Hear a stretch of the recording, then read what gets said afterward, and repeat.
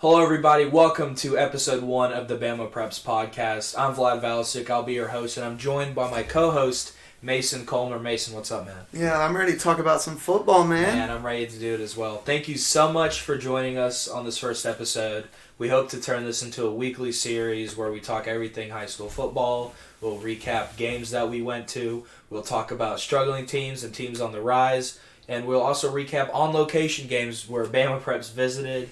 And hopefully we can turn this into something enjoyable for you guys. And as always, the goal is to progress the game in the state of Alabama. And we cannot wait to do that for you today. Now, let me get through a couple of things before we really jump into the meat of the podcast. The first thing is that we are not here to talk down on these kids. We are not here to disparage the coaches. These are high school kids. We were high school kids once. I'm sure some of you listening are high school kids. There's no reason why they should be talked down upon in the ways that, we see around here sometimes. And we just want to make that very clear that we are not here to bash these kids. We're not here to bash players. We're not here to bash coaches or schools. But there is some times when we will have to draw criticism, either through a play call or, whatever the case may be. It's really a case-by-case basis. But with all that being said, let's jump right into our on-location recap.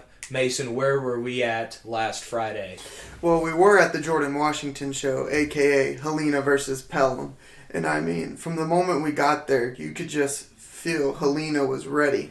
The student section was there at 5 o'clock when we're pulling in. Yeah, really. It felt like it was insane, the atmosphere Helena brought. Yeah, no, I agree.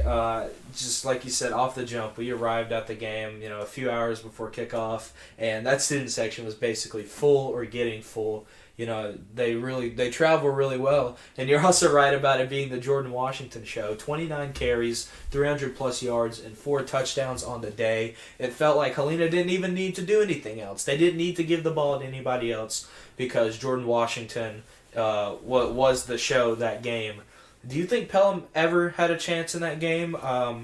Talk a little bit about, some of the moments they had that they could have won. Pelham obviously had many opportunities to win the game. I think in the end of the first quarter it was just 7-0 Helena off of a big Jordan Washington pop play. Right. And you come out of the second half, I believe, 21-7 or 21-0. Right. Pelham comes out, they score, Clayton Maines has an amazing run. It was a great drive. I was like, okay, Pelham's back into this thing.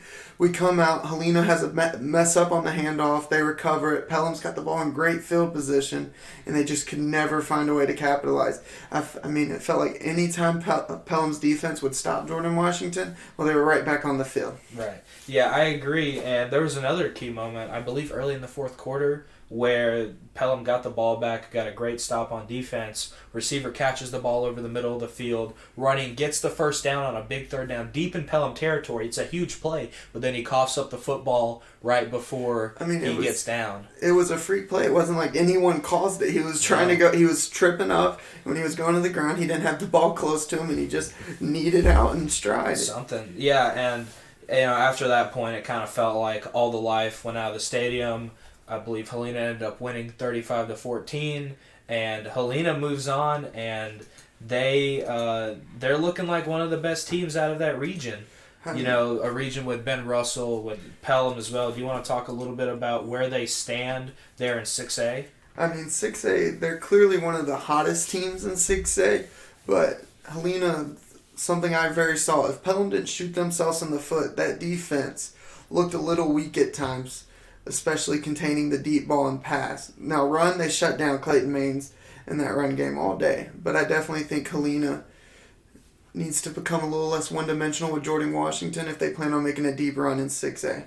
Well, right now they lead that region. The only other teams that are going to be challenging them is probably Briarwood, who is 2-0 in region. They got a big game coming up against Oak Mountain. Homewood, who just had a great win over Benjamin Russell, who we thought was going to be the challengers there in Region 3, but they fell off a little bit. Pelham still got a chance to make it, but right now they're 0-2 in region.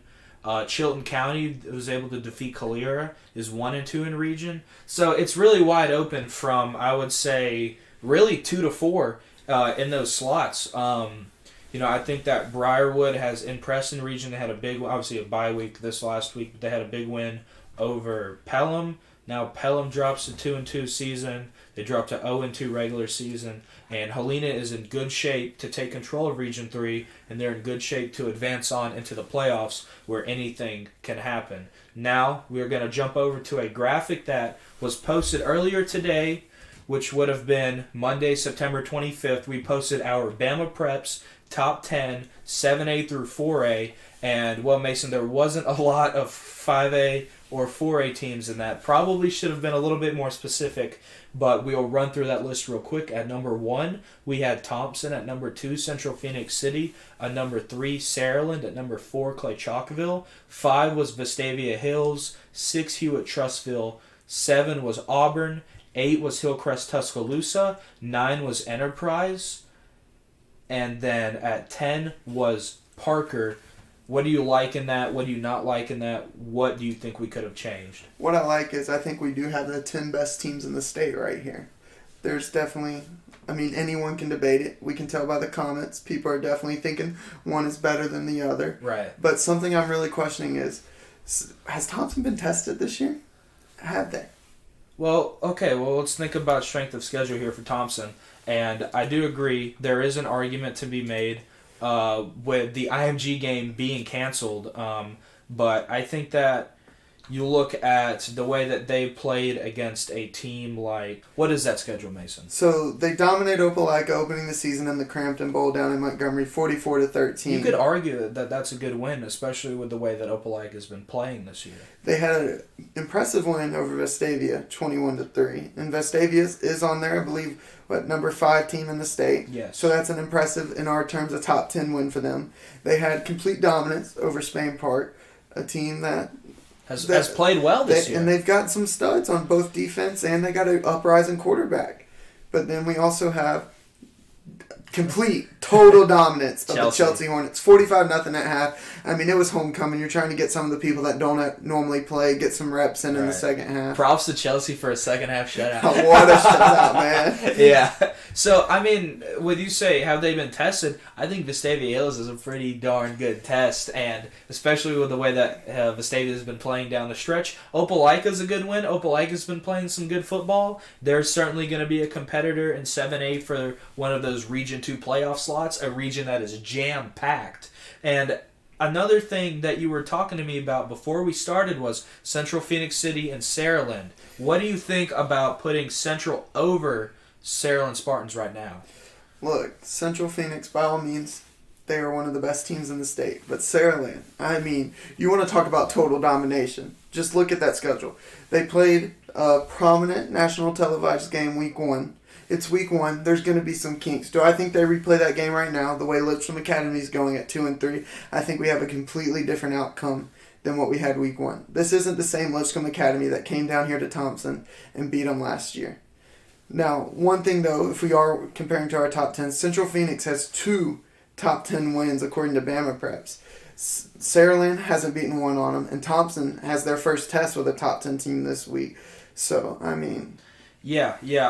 The 1-3 was probably going to be the toughest one for us to decide, and the reason why we put Saraland at 3 and not at 2 is just because I think that right now, honestly, it looks like Central Phoenix City might have the best offense in the state, and we're saying that over Saraland, we're saying that over Thompson, the way that quarterback Andrew Alford's been playing, the way he's been distributing the football to his 5-star wide receiver Cam Coleman, it makes life pretty easy. And on the other hand, you said that, look at the schedule for Saraland. Let's look at the schedule. Lipscomb Academy, week 1, like you said, going to be a big game. Murphy, St. Paul's, Spanish Fort, Robertsdale, just absolutely blew them out of the water. The strength of schedule maybe is not there as much for Saraland as it is for a team like Central Phoenix City or even a team like Thompson, who we said was challenged by Vestavia Hills. Do you agree with that? I agree with you, but Saraland is dominating the teams they're supposed to dominate, and the same thing with Central. They're dominating the teams. So I think our top 3, you could have ranked them any way, and we could have sat here and debate forever about who should have been 1, who should have been 2, who should have been 3. It's almost like it's a 1A, 1B, 1C type of situation. It really is starting to turn out like that.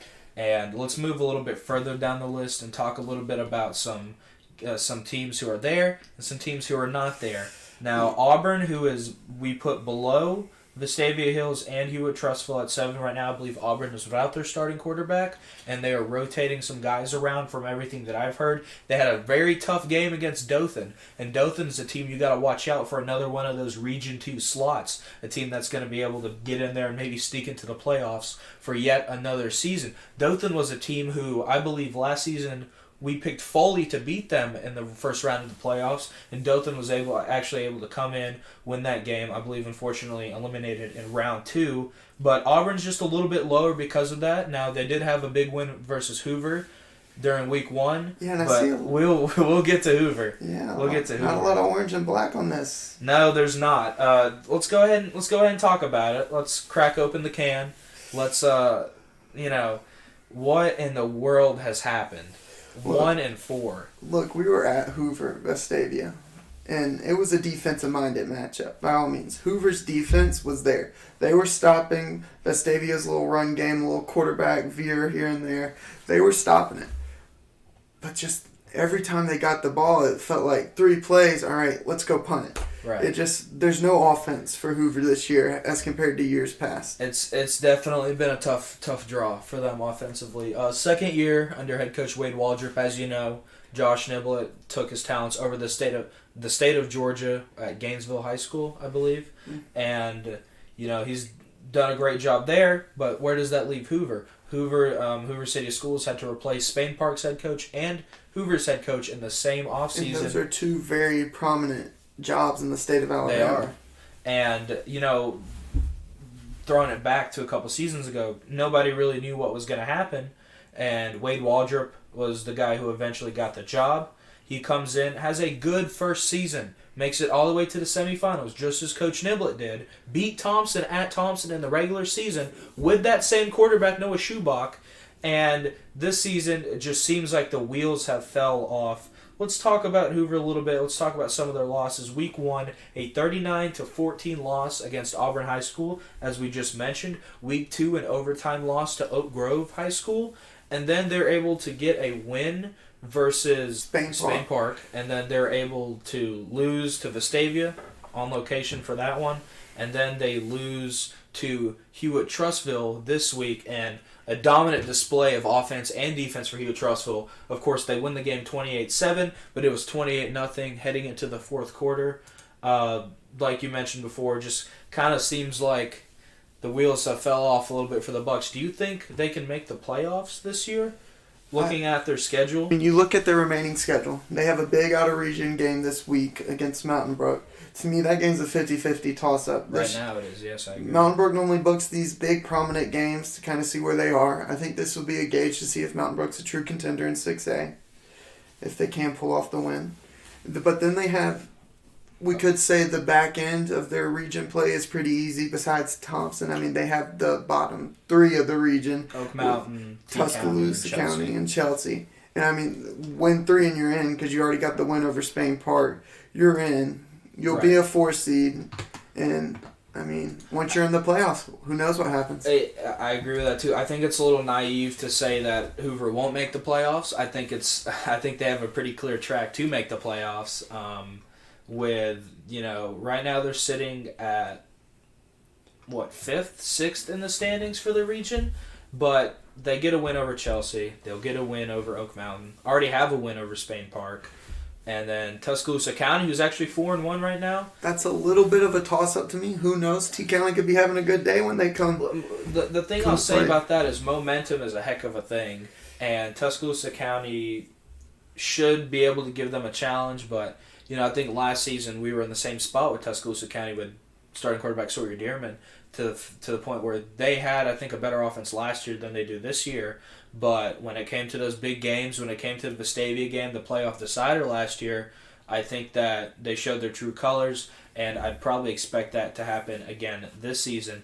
Now, they had a very close win over Oak Mountain, and Oak Mountain has not been the best of teams here in these last couple of seasons. Yes. Obviously, first year with new head coach Shane McComb, all the way from California, but I definitely think that they're going to be a team on the rise in the next couple of years. Oak Mountain's just a tough place to win at, but I think that it's possible to do it. Now, getting back to Hoover, they're going to make the playoffs from the way it sounds. I think that they'll lose to Thompson.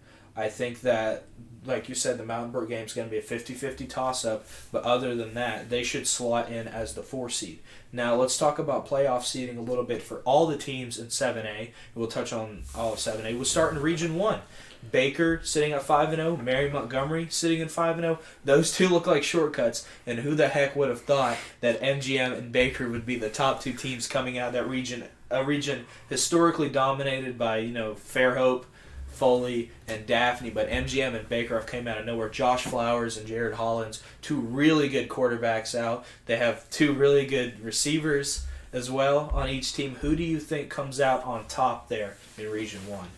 Look, to me, Baker's offense is impressive to watch, but it's the same thing with Mary Montgomery. Those are 2 offenses. They're star-powered, and I honestly, it's 50-50, but I've got to go with Baker, man. Baker. I just think Josh Flowers, he's motivated, senior. He wants to lead Baker out the right way, because this Baker team here historically has been not the best for a long time. Neither has Mary G, but I think it's a big rivalry game. I think Baker is going to end up coming out as that 1 seed. Well, the last time Baker won a region title was 1989. They've only been able to hoist up a banner twice. And I think, yeah, you're right. This is a team that wants to win it. And I will say this about Baker. This next week, they've got a huge game against Dothan. Dothan is not a team to be slept on this season. And like we said, could be a contender out there in Region 2. That's going to be a big test. That's going to tell us a lot. We'll talk about it next week on the podcast. But later on down the stretch here in Region 1, Daphne sits at 2-1 in Region. Davidson sits 1-2. Foley sits 0-2, but they did not play this last week. Alma Bryant sits 0-2, and Fairhope sits 0-2. Who claims those final 2 spots between basically everybody else down there? Okay, well, Foley being 0-2, they've played the 2 best teams in the region, their first 2 region games. So it's Foley hasn't had time to go mess around with Davidson, Alma Bryant, Daphne, and Fairhope yet. So I think once Foley gets past Saraland this week, not saying they're going to beat Saraland by any means, but once they get done with this game, they can look forward to it. And I wouldn't be shocked if they win out and head in as a possible 3 seed. And who knows, Baker or Mary Montgomery could have some couple slip-ups, and Foley's right there at a 2 seed. Right. I agree. My top 2 probably making it back in would be Davidson and Daphne, though. I think that Daphne has just looked the best out of the rest, and I think that Davidson had a pretty good win against Fairhope. Fairhope's a team you usually talk about that's a good team in Region 1. They're usually always in contention.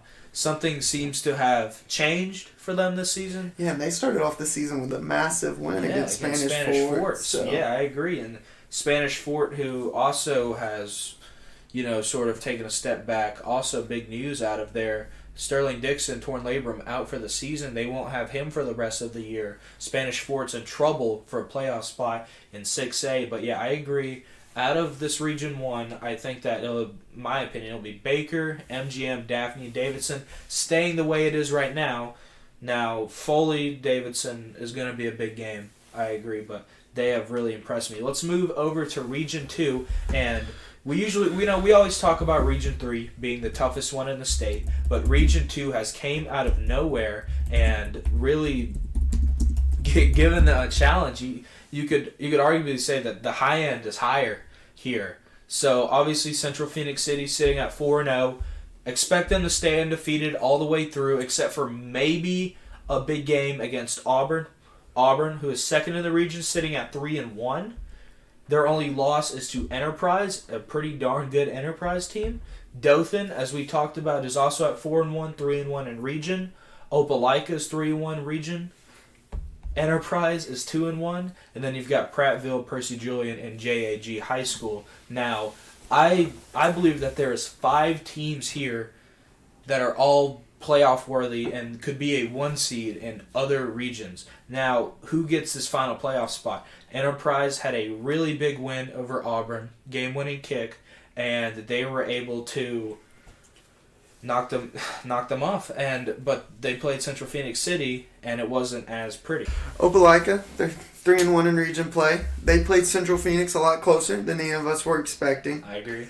So Opelika, to me, they're definitely. I think they got to they're kind of one of the locks. It's just a matter of where they end up. Right. Off of 3 and 4. You think they're a lock? Really? I think so. I think the throw up for the 4 or possible 3 seed is going to be Enterprise and Dothan. Enterprise had a massive win over Auburn, but as we've been told, the quarterback went down for Auburn that game. And we all thought, okay, well, the true test for see if Enterprise is legit would be next week in Central Phoenix, and they just got blown out of the water. So, I don't know. And for me, I hear a lot of stuff on the Instagram page, a lot of, why isn't Enterprise here? Why isn't Enterprise higher? Yes, very good win against Auburn, but there's going to be an asterisk beside it all season long. And I need to see more from Enterprise before I can lock them into a playoff spot, because there's 4 spots and 5 teams. So I think it's going to be a tough draw. I think right now it'll be Central, Auburn, Dothan, and Opelika getting in. Now, I think Opelika's probably the most battle-tested. They played the top 2 teams in the state. They played Thompson. They played Central. Props to them for scheduling those games.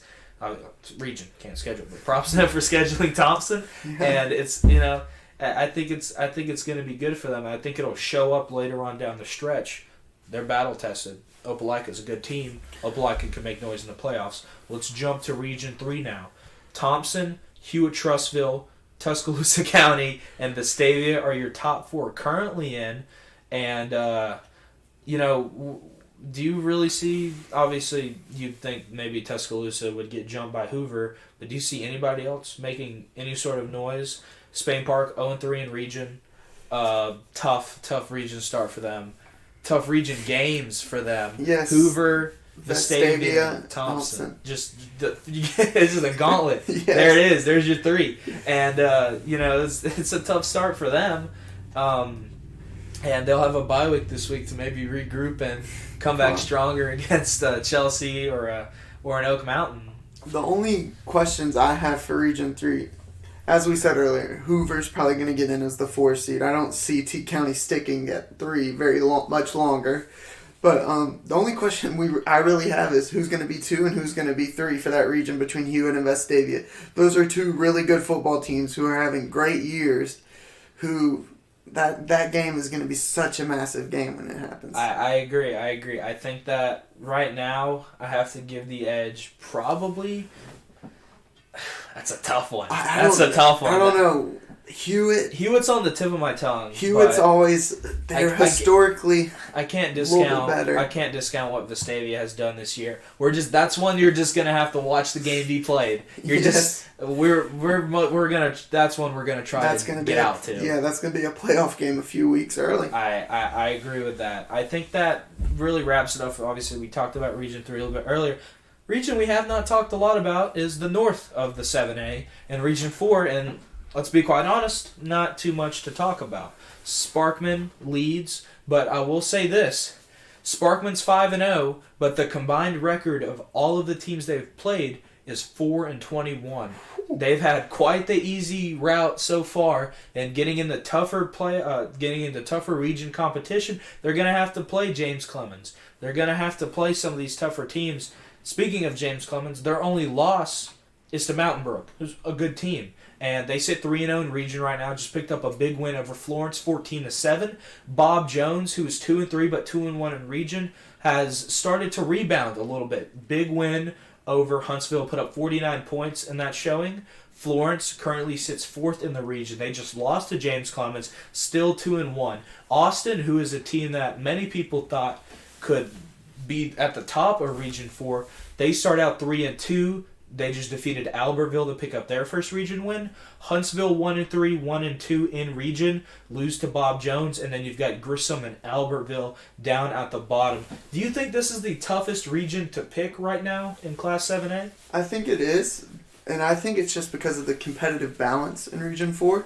If we look back, I believe the last 2 years they have gone 0-8 in the opening round, facing Region 3, because you always end up 1v2, 3v4. It's just like, okay, Region 3 is going to face each other in the second round. Right. Now with the future playoff format, that's going to change, of course. But I just think Region 4, they lack, I guess, the talent level that we see in the other 3 regions in 7A. And to me, I just don't keep track with Region 4 because every year when they get to round 1, I'm like, oh, well, Region 3 is going to win. It's a great case to be made, and it's a very valid point. And there's history. You can see it. You go back the previous seasons, you can see it happen. The 1 seed was Austin last year, and the 4 seed Vestavia came in and just wiped the floor with them last year. And it was that way all the way through. Is there a team that we think could challenge Hoover this year? Maybe. I don't think anybody's going to be beating Thompson, Hewitt, or Vestavia, but say Sparkman plays Hoover, that could be a really good game. Do you think there could be some noise made, or do you think Hoover will have it figured out come playoff time? See, that's where I think Hoover could become a dangerous team and become the Hoover of old, is the way the playoffs match up. There's a chance they sneak into round 2, and hey, we're getting the Hoover-Thompson matchup a little early this year, but it's in the playoffs again, and playoffs, anything can happen. No, I completely agree. I think that will be probably the most interesting thing to come out of the playoffs. But let's jump back a little bit, Mason. I know you want to talk a little bit about Week 6 games of the week. What do you have for us? All right, well, we got a game, primetime action, ESPN Thursday night. You got the undefeated Clay Chalkville Cougars, the undefeated Thompson Warriors taking on each other. As we said earlier, Thompson's first test of the season. Same could be said for Clay Chalkville. I think we're going to find out a lot about both of these teams and where they stand this week. I agree. Last year, this game was an absolute barn burner. 17-14 win. Thompson wins the game, but it could have easily been a Clay Chalkville victory. Clay had it on the goal line, 4th and goal. They elect not to kick a field goal and tie it. They run the ball, get stuffed. Then they get the ball back on offense, and then starting quarterback Kamari McClellan threw an interception right to the linebacker Jake Ivey, and Thompson escaped with a victory. That at that time, that was a huge game, and obviously, as you know, Clay Chalkville went to be eliminated in the first round of the playoffs by Parker, but this year they look much fresher, much more inspired, and Jalen Mbakwe is your starting quarterback. Another big change. Do you think the Thompson defense will be able to contain him this Thursday? Honestly, last week I told you I thought Clay might pull off the upset. Really? But it's like picking against Alabama. I can't pick against the Warriors. No matter how bad Alabama is, there's always that Alabama. I think it's not as close as last year. I maybe see a 10-point game here. But I think Thompson, their offense, doesn't matter about the defense in my opinion. Their offense is so explosive. It reminds me of, what year was it? When there was Ryan Pepins back there, Connor Harrell. 2020? Yeah, that offense was explosive, and this is the closest thing I've seen it. Really? I think Thompson shocks us and proves that they're ready and takes it to Clay Chalkville. Well, I agree. I think that this is going to be the huge test for them. I have Thompson winning as well. That's no slight against what Coach Gilmer and Clay Chalkville do down there. But I think that Thompson's defense is a lot. And you see, and I want to throw an example out here, the Vestavia game. John Paul Head, starting quarterback for Vestavia, has ran on everybody all year. And the way that Thompson's defense was able to shut him down, I can see the same thing happening for Jalen Mbakwe and this Clay Chalkville offense. Now, I will say this, it is going to be a huge game. You know, emotions are pumping, but when's the last time you've seen Thompson lose a huge game like this? They're already battle-tested this year. They've already won some games in that stadium, and I think that this is going to be a Thompson victory. Who else do you got for us here for games of the week? We've got a big game. We've got Auburn at 4-1 coming. They're facing Ramsey at 4-1. You got reigning 5A champions taking on reigning 7A runner-ups. So, I mean, it's going to be a big midweek game. The only thing here, the biggest worry to me, is that 7A to 5A difference. Yes, Ramsey has the talent, but Auburn, as we've talked about when we were talking about Region 2, they are battle-tested. They've been through it. Yeah, they're rotating quarterbacks, but I mean, I think the talent's there. Yes, I think at some point Auburn's going to outcoach.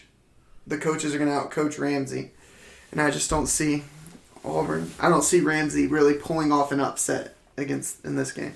Yeah, I'd have to agree with you there. I think Auburn wins this one pretty handedly. I think just a 5A to 7A jump just for the amount of kids in the school on the football team is going to be, a big enough jump. And as you saw, Ramsey's already fell to Parker this year, who is a good 6A team. Now you put him up against a really good 7A team. And there's talent on that Auburn team. Tyler Flakes, Ian Nation, two of the best playmakers in the state. They can be explosive. Nation played some quarterback, I believe, as well. And, I think Auburn should do a good job of controlling the ball. The explosive plays are always going to be there in that Keith Etheridge offense. And I think that Auburn wins this one pretty handedly. But Ashton Ashford, He was out for the Parker game. He was out, so they were missing the star player that put that team on their back and carried them to that state championship last year. I agree. It's just tough for me to pick against 7A Auburn right now. Who else you got for us? And then we got another big game. We got a little 5A versus 4A action. We got a 3-1 Demopolis team versus a 5-0 Montgomery Catholic team. Big game, big little middle of the season non-region game. Demopolis, they're always a good team. And then we got Montgomery Catholic, who's been on the rise here recently. This game, to me, I haven't been able to see a lot of both of these teams, but Montgomery Catholic. Caleb McCreer is always going to give you a chance to win the game. That's something that I have, we've seen time and time again. Obviously, they need to find a way to finish in the playoffs when it matters, but I think that Montgomery Catholic, in my opinion, should win this game. They've got one of the best, I believe the biggest regular season home win streak. They have one of those streaks, and I think that they should be the ones who win this game. But Demopolis, also a very good team, a historically good team. Who do you got in this one? Montgomery Catholic has a big non-region win already, going up to play a 6A school in McGill-Tulane, who's not as historically good as they once were. But, Montgomery Catholic's just what they've been through and how they are playing the other teams and beating them the way they should. I think Montgomery Catholic gets a big win over a big 5A powerhouse in Demopolis. Yeah, and I think that, Demopolis has shown some nicks in the armor. They got blown out by Jackson week 2 in the season. So I think that Catholic should probably win this game, but I think it'll definitely be a little bit closer than most people think. Who else you got for us? Well, we were talking about it earlier. It's a game where we're going to see two teams. It's a 50-50 shot. We got Mountain Brook 4-1, and we got a 1-4 Hoover. I know Hoover's got the worst record out of our game of the week, but this game, it's going to show us a lot about Mountain Brook and show us a lot about Hoover. Yeah, I agree. I think that this is going to be the biggest litmus test until Thompson for Hoover. This is going to be another chance for them to prove themselves. I feel like we're a broken record with Hoover, but you don't see the Hoover Buccaneers 1-4 very often. No, you do so not. It needs to be talked about, in my opinion. Hoover, the last 2 games, have only been able to muster up 14 points. Like we said, the offense has been the issue, and Mountain Brook plays with a lot of heart on defense. And then offensively, they do a lot of stuff well with Cole Gamble, heart of that offense. I think that this is going to be a very low-scoring game, but I have to give the edge to Hoover. It's going to be played at the Met. It's going to be a great atmosphere, I'm sure, as it always is. But I do think that they will be able to bounce back. I don't think they have 5 losses yet. No, I think this is a game where Hoover can turn around their season, and I think Mountain Brook will play it close, but I think Hoover in the end is just going to eventually pull out the win, and this is going to be the beginning of a possible big turnaround in this Hoover season that's been disappointing so far. Last year, Hoover won this game 26-14. The offensive numbers haven't been what they were, but I do agree with Hoover winning this game. Is there any other games you have for us, or are we ready to move on? I've wrapped it up in our games of the week. I'm sure you'll have more in our posts later this week about some big games. But. Yeah, we'll definitely try to hit some different ones around the state. Maybe give some exposure to a game like Sylvania, who's got a pretty big game coming up this week. And let's go ahead and segue into our Ask BamaPreps section that we put out a little question on Instagram a few days ago, and we have some ready for you guys. Number one, is there any team that you think has a chance of beating Thompson? Now, regular season or playoffs? Let's go ahead and hypothesize here. Is it going to be Central against Thompson? Is that the way we're leaning right now? And do you think they have a shot? Because realistically, other than maybe Hewitt-Trussville, I don't think there's a team that can beat Thompson. Yes, if we're talking about regular season and playoffs, I think it's going to be Central Thompson in the 7A state championship. And I think Central's got the best shot to beat Thompson. Now, if we want to talk about overall in the state, I think we're going to see this week Clay has a shot to shock the world. I think also Saraland has a great shot to beat Thompson, but we're not going to see Thompson versus Saraland this year. So out of all the teams left that Thompson could possibly face regular season and playoffs, I think Central has got the best shot of possibly beating Thompson, or as we would say, pulling off the upset. What do you think about a Vestavia-Thompson round 3 playoff rematch? I just think Thompson's the talent difference there between Vestavia and Thompson. Vestavia is a great team. They're coached well. All the credit to them. But I just think Thompson, the talent difference is so good. I think Thompson has another clean sweep right into the state championship this year. Yeah, I definitely think that you're right on that note. I think that Thompson will play another good game with Vestavia, but I don't see anybody beating them until maybe Central Phoenix City, and boy, is that going to be a game. Now, I would dare to think that'd probably be one of the biggest games of the decade if those two faced each other in state title, just because of the way that they're playing, just because of the competition that they face. Obviously, it's still early. There's still a lot of time for things to change in the state. Let's not get ahead of ourselves. And let's jump right into our next question, which is, do you think all of the last year state champions will stay champions? Now let's run down the list here. 7A, Thompson. 6A, Saraland. 5A, Ramsey. 4A, Andalusia. 3A, St. James. 2A, Fife. And then 1A, Leroy. Where do you see a team maybe jumping there? One big one off note to me would be 5A, Ramsey. Last year, they finally got their state championship win. But there's a lot of good contenders in 5A this year. You have Gulf Shores having a great year. You have John Carroll having a surprisingly great year. And then you have the Moody's and Leeds. They're having a great year. You also have Faith Academy, historically good out of 5A. So those are some teams that I could possibly see taking it to Ramsey and possibly knocking them off. That's the biggest, I guess, classification where I don't see a true winner coming out of it. I'm surprised you didn't mention Central Clay County. They are 4-0. They just handedly defeated Handley 31-6. I think if there's anybody, in my opinion, who's going to challenge them other than maybe a Gulf Shores, and get this, Viger, who's also 5-0, historical powerhouse Viger, I think that those three would definitely have the best chances of coming out of that region. Now, you mentioned Leeds and Moody. Do you see any of them making noise? Now, they're both undefeated in region play, but also so is Southside Gadsden out of Region 6 there in 5A. Who do you think comes out of there? Look, Moody has a great coach, Jay Gannis. He's creating a great program, building a great foundation there. Last year, I believe they barely slipped up against Leeds. So I think that's going to be a great game. Southside Gadsden, they came down from 6A, doing great in 5A. But to me, it's just kind of, I think Moody and Leeds are in their own in that region. And I think Moody and Leeds, the winner of that, will show us who can make the best noise out of them. But honestly, I could see them possibly meeting up later in the playoffs for a round 2 matchup between the two. I hear you.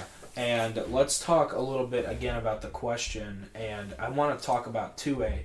2A state champions were the Fife Red Devils. Probably, other than Hoover, the most successful team to come out of the 2010s.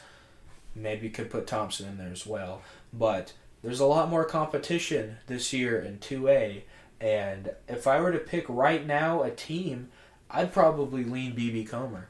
Now, Fife, they're figuring it back out after the week 1 loss. They had the longest winning streak in the state with 17 wins, broken week 1, but I think that BB Comer can be the team to come out of 2A. We saw, BB Comer just dominated Vincent this past week. BB Comer's definitely doing a thing, but historically, man, Fife's always in there. I feel like every year I'm hearing about the Fife Red Devils stepping on the field in the state championship. That's definitely one up for grabs there. And yeah, I think that's everything that we've got for this first episode of the podcast. Hopefully we didn't hurt your guys' ears too much. Still working out the technical stuff, still working out how we want to do this. But, I think we were able to talk about a lot. I think that we were able to maybe give you a little bit better insight into the world of high school football in the state of Alabama this year. And that's all we got. If you have any questions, any feedback, anything, you want to tell us how terrible it is, we know. But let us know down below. This is going to be uploaded to our YouTube. We're going to have short form clips on our Instagram and on our Twitter and our TikTok as well. So make sure you check us out there. Thank you guys so much for watching, and we'll see you in the next one.